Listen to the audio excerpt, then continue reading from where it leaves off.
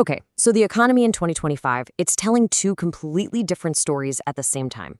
I mean, on one hand, you've got this technological gold rush of historic proportions, with just insane amounts of money pouring into artificial intelligence. But on the other hand, millions of people and regular businesses are facing a world of financial pain and uncertainty. So how can both of these things be true at once? Well, that's the puzzle we're going to unpack right now.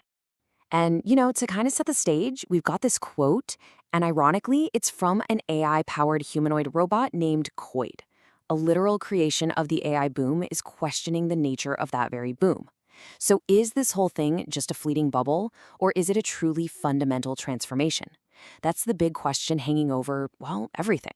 Yeah, and this slide really lays out the conflict perfectly. On one side, you have the AI boom, a total frenzy of innovation that's being fueled by billions and billions of dollars in investment. And on the other, the Main Street bust, with names we all know shutting their doors. They seem like they're worlds apart, right? But what you're going to see is that they are deeply, and maybe surprisingly, connected. All right, let's dive into track one, the AI gold rush. I mean, the scale of investment and the ambition here, it's almost hard to wrap your head around. It's a tidal wave of cash that's reshaping entire industries from the ground up.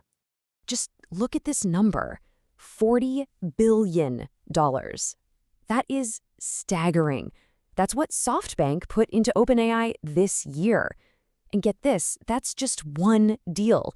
You've got this fire hose of cash fueling what's basically a global tech arms race, with companies spending whatever it takes to get an edge. But here's something that's super important to remember. This whole AI revolution, it's not just happening in the digital world on our screens.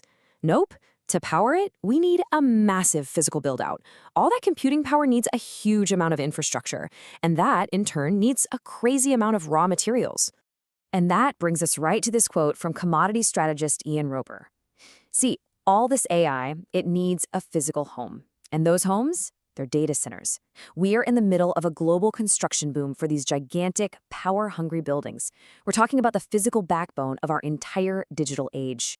So what does that actually look like in the real world? Well, just look at copper. Data centers, you see, need a ton of it for all the wiring and power. And in 2025, the price of copper shot up 41%. That's the biggest jump we've seen since way back in 2009.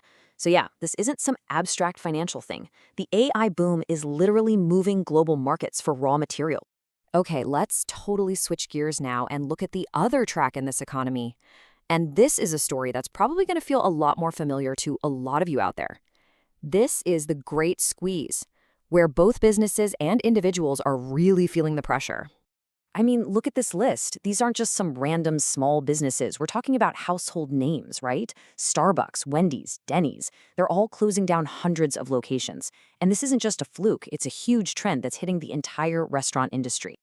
So why is this happening? Well, it's actually pretty straightforward. Basically, restaurant traffic in the US has been falling almost every single month of 2025. After years of high inflation, people they're worn out. They're pulling back on spending, they're eating at home more, and they're hunting for deals. That pullback is creating a super tough environment for these Main Street businesses. And this squeeze, it's not just hitting businesses, it's hitting regular people, and hard. I mean, look at this number, it's just wild. Almost 328,000. That's how many applications for student loan repayment plans were rejected. And that's in August alone. People are trying to get a handle on their debt, but they're hitting these walls, which just adds to the pressure. So that really makes you wonder, right? If you're just trying to keep your head above water day to day, how on earth are you supposed to plan for the future? For emergencies, what happens when there's no cushion left? And this next part, wow, it's really telling. There's a new rule now that actually lets Americans pull up to $2,600 from their 401ks without a penalty just to pay for long-term care insurance. Think about that. We're literally raiding our retirement funds just to cover today's necessities. That's where we're at. So, okay, we've got these two totally different tracks, right? The crazy AI boom and this grinding Main Street bust. But here's the thing. They aren't just running side by side on parallel tracks. They're starting to intersect. They're starting to collide. And the results are fascinating and a little troubling. And here's a perfect example of what that collision looks like. Apple is basically betting the farm on its new Apple Intelligence. The hope, the desperate hope, is that it'll be so good, so amazing, that it forces everyone to upgrade their iPhones. what they call a supercycle. So in other words, you have the giants of the AI boom hoping their tech can be the spark that gets the rest of the stalled economy moving again. But it's not a one-way street. The intersection goes both ways. We're seeing automation become a direct answer to the struggles on Main Street. Listen to this quote from the CEO of a robotics startup called Hyphen. "We're probably making a bowl every 10 to 15 seconds. I mean, that's a speed that's just really, really hard for a human team to keep up with. So here's how it works. You've got the pressure from consumers spending less, which forces restaurants to slash their costs. And where do they turn for a solution? They invest in the technology coming out of that AI economy. You've got big chains like Chipotle pouring millions into startups like Hyphen to automate their food prep. The goal is simple: cut labor costs, waste less food, and serve people faster. This isn't just innovation for the sake of it. It's innovation as a survival strategy. Okay, so we've seen the two tracks, the boom and the bust. We've seen how they're crashing into each other. Now we gotta step back and ask the really big question here. Where is all this going? And that, of course, brings us right back to where we started, with the words of our robot philosopher, Co-Willed. We've laid out all the evidence for this totally bizarre two-track economy.